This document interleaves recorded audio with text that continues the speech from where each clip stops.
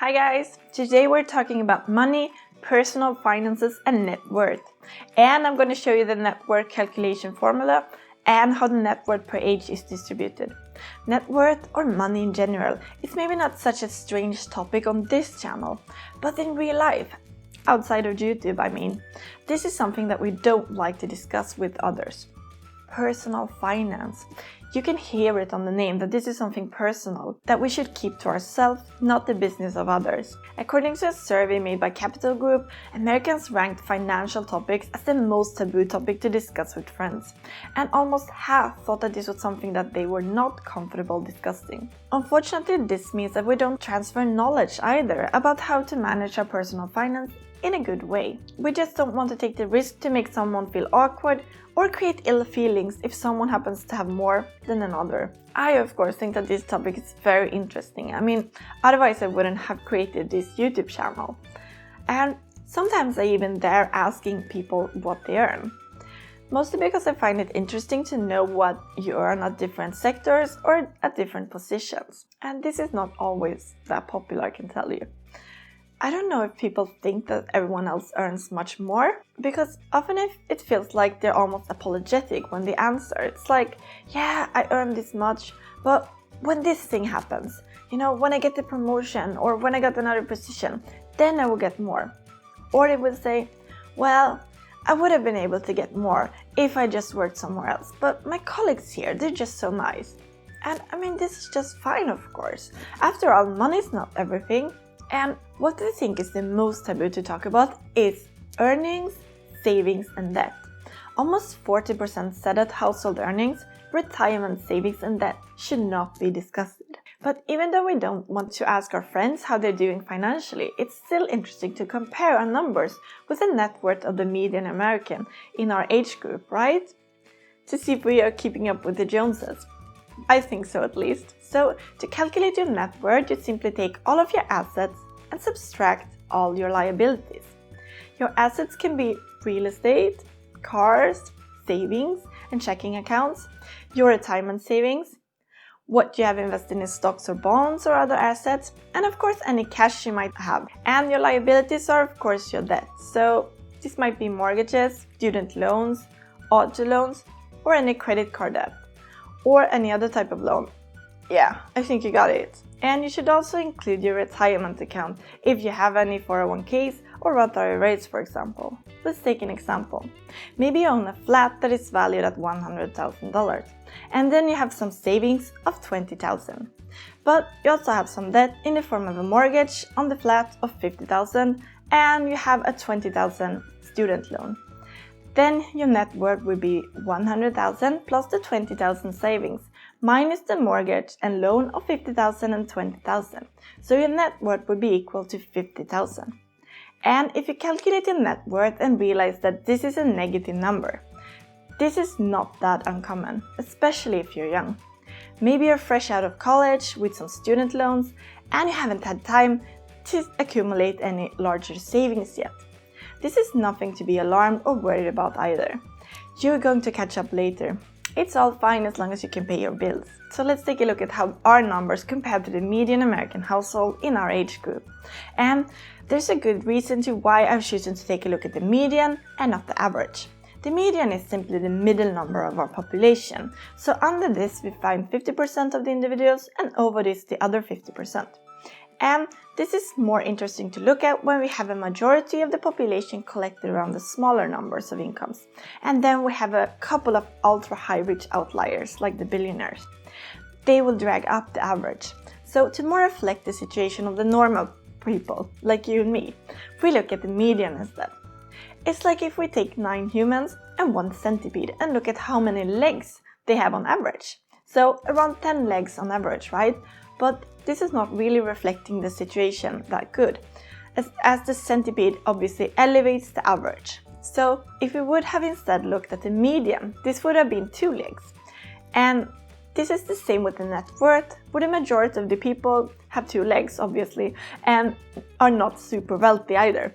And then we have a few centipede billionaires that will elevate the average a lot, because there's hopefully not someone that has only billions in debt that will balance out the ultra rich. According to the 2019 survey of consumer finances, the median net worth of all families is $121,760. But I think it would be more interesting to have a look at how this is distributed per age group instead, so we can really compare with our peers and not with someone who has had several more decades to build wealth. If you're younger than 35, then the median household net worth is $14,000. And don't worry if you're not there yet. You've just started out, and this number only includes independent households, meaning no individuals that are still dependent on their parents, for example. So the real number might be even lower. If you are between 35 and 44, the median net worth is just above $91,000. This quite big difference comes from that the majority have now started a family, where some of the expenses are of course divided. And many have also bought real estate, which might have appreciated over some years already. If you're between 45 and 54, the median net worth is $168,800, and this time people are usually well established in the job market and have had some time to contribute to savings and also gained some real estate appreciation already. The median net worth then further increases to just above $213,000 for the ages 55 to 64 and $266,000 for the ages 65 to 74. And then it decreases some again to just under $255,000 for ages 75 or above. At this time point, people are no longer contributing to build their net worth, but are instead using their savings. But if you have not reached these values yet, don't worry. You'll be just fine anyway. And as the majority of my viewers are younger, you have time on your side. And I suspect that you're also here because you're more interested in your personal finances than the average Joe.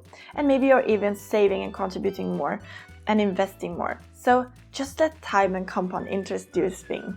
And net worth is of course just one number that lets you get an overview of your financial status. And we also have to put it in relation to both income and recurring expenses, especially since a lot of our wealth is tied up in our houses. And we might not fancy selling them just to get some cash if we need it someday. And another thing that hasn't been taken into account here is of course our human capital, meaning the knowledge and experience that you have that makes you unique and that will lead you to get that job you really want or the first 100K or that first million if that's what you desire.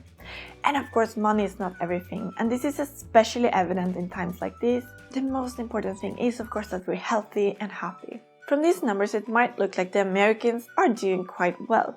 But times like these are revealing that many are living with quite low margins as well. According to a poll made by Marketplace, 60% said that they would have a hard time handling an unexpected expense of $1,000 right now.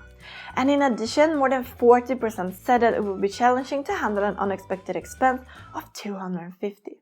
I think this is quite problematic, and I hope that when we get out of the current situation, more people will have the possibility to start building up savings and an emergency fund for future unexpected events. Something that I think is very important also is to have good margins, so that it would be okay even if expenses rose. Many believe that it's just people with lower salaries that would be in trouble if some expenses suddenly rose or if incomes declined.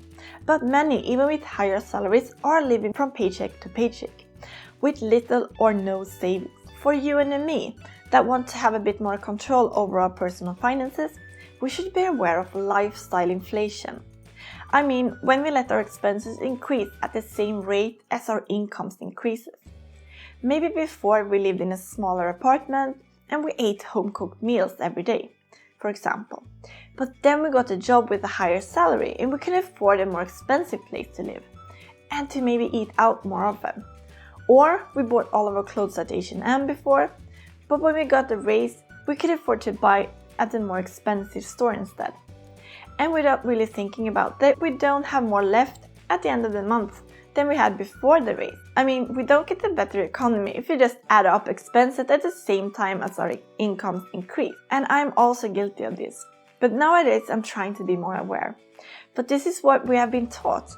To get a job that can pay our bills and then use the rest for consumption.